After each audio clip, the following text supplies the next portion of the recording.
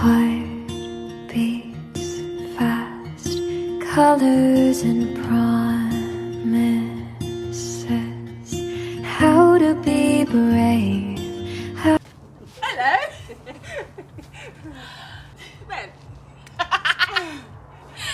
Hi, my name's Kirsty. I'm a personal trainer. My name's Maria. I actually work at Tight Council in Aberdeen. So I think the reason we wanted to do this today, I used to teach Kirsty many years ago. She was horrible. So I used to be a PE teacher, but when I seen Kirsty was doing personal training, I thought, my goodness, what a way of role reversal. It is. So she's actually now my personal trainer at the moment. But I think the biggest reason I wanted to have the conversation with Kirsty, I've actually been talking about menopause and the benefits of weight training and strength training with menopause. But not only that, I think one of the biggest things for me is when I speak, especially with female clients, is the fear of actually setting foot into a gym and how that can be overwhelming and really intimidating for a lot of people. So I think my reason for wanting to talk with you is to get your perspective as a personal trainer of what women can actually do to overcome those fears of actually stepping foot into a gym or actually starting that first journey on exercise. I think one of the first things is that I've noticed is no one actually cares about anyone else. They're just so worried about the way they look. You'll see like most people looking in the mirror looking at themselves.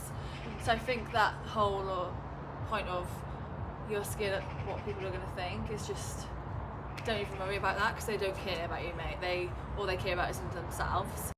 I'm here to tell you right now, we don't care. Let me tell you something. So I think trying to get past that is. Do you know what? I think I would absolutely agree with you. For somebody who was was trained, all my life really, and I absolutely would agree that once you're in that gym, you only care about yourself and what you've got to do. Once you're in there, you don't think. And one of the things for me, I often think, because I've used the gym for many years, if I see somebody that, you can see if somebody's new to the gym, and my first thought is, well done. Yeah, well done. Like fair play. Yeah, well done, fair play. Yeah, that's taking guts to actually make that first step.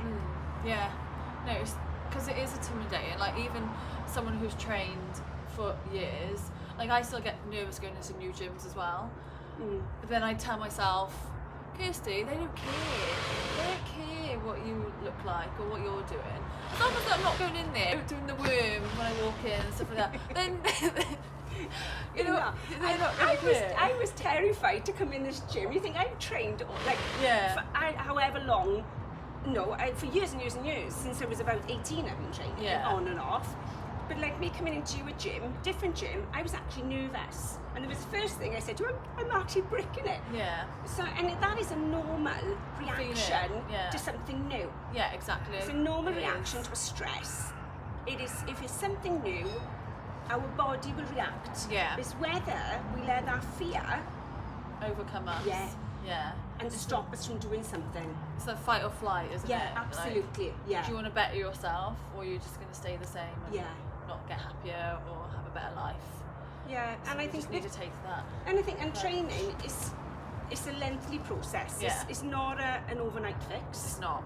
And it's just something, if you can do a little bit extra than what you've done, that will benefit your physical well-being, your mental well-being, and actually, perhaps you actually get to talk to somebody in the gym. It's a social well-being. It is a community as well, Like, come in here, this gym now, everyone just talks to each other, they clap each other on, like, it's very community-based, so that's like a bonus when you go to the gym. Obviously, you go to get fitter, stronger, but then you also are part of a community, and you make new friends. And I know when you get older it can be lonely as well. Yeah, absolutely. And that's one of the things that I've noticed about getting older, you lose your partner. And it's horrible, isn't it? But going to a gym, you kind of get that part of your life back. Yeah, absolutely. And I think for exercise as well, it doesn't necessarily, if we look at this gym here, I would say this is a typical gym that perhaps women may be intimidated to go to. Yeah, But then exercise doesn't have to be in a gym. But like it No, could true. be, it could be just Yeah. go for a walk. Yeah. It could be. So there's different forms of exercise, and sometimes just getting out to the bed in the morning and making that first step. Yeah. Doing weight training at home, like, it doesn't have to be with weights, it can be body weight stuff, especially if you're a beginner or Tin of a bit beans. older. Tin of beans. Tin of beans. Yeah. Pop the pop. Yeah. Like, if just to get that basic strength, you don't need weights. You might need like a few resistance bands. That's all you need. You don't need much. You don't need a gym. Another thing that I would say is, if you are scared about going to the gym, is just asking for help. Like personal trainer, you come to me. Yeah. And people are always really friendly in gyms. They're always wanting to help. And I think if if you're struggling in the gym, like either whether it's a member of the public in the gym, or they've always got staff.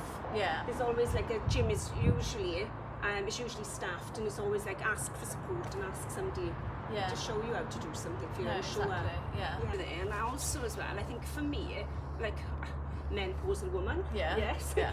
Past 50.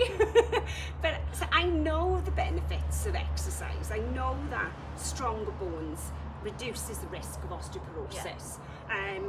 Increasing my cardiovascular endurance is going to be beneficial to my heart and lungs. So I know the benefits, but I also know sometimes it's a struggle to actually do it, because sometimes it's the motivation, Okay. and sometimes it's the motivation you lack, and sometimes just life gets in the way. Yeah. But I think if you're able to do just a little part to you, in like the therapeutic terms, self-care.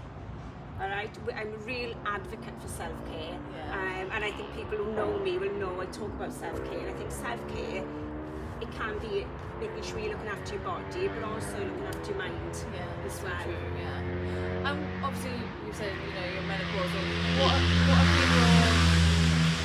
been ignore that. What have been your symptoms? What have you noticed gosh, changed since you've been My body. menopause? Yeah, I think my body's been the biggest change for me.